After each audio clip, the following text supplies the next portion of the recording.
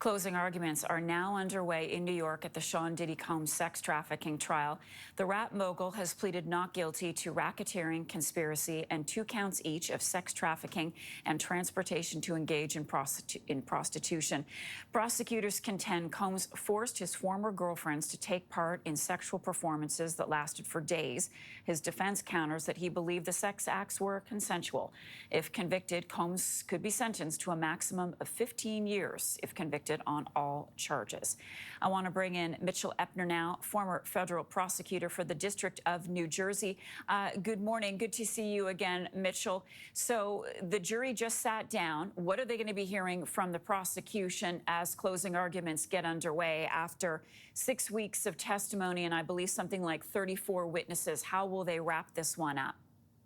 So the government is going to be speaking for all of today. It's a very long closing statement.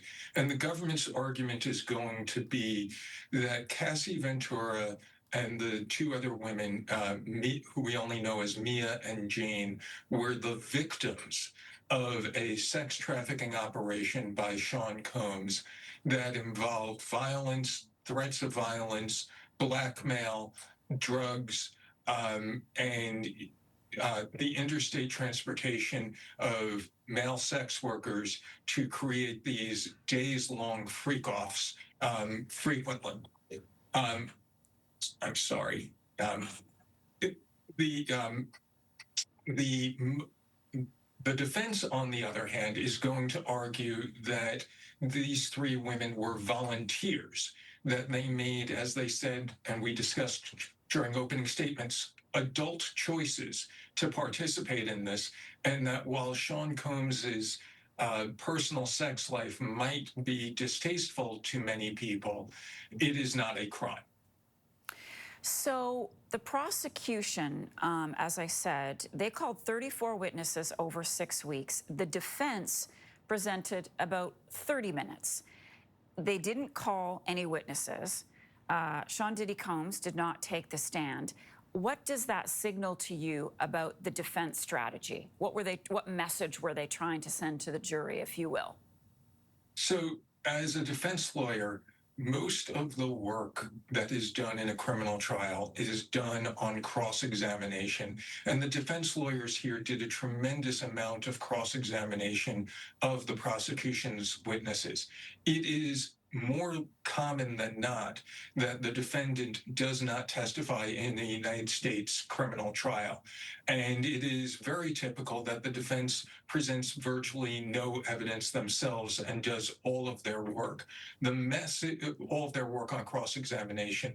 The message that the defense is going to share during their closing argument is that they were able to get their case in through the prosecution's witnesses because they were able to get a lot of admissions, particularly from Mia and Jane, about their willingness to participate and what seems like voluntary activity on their part that lasted long after the events that the government says turn them from volunteers into victims.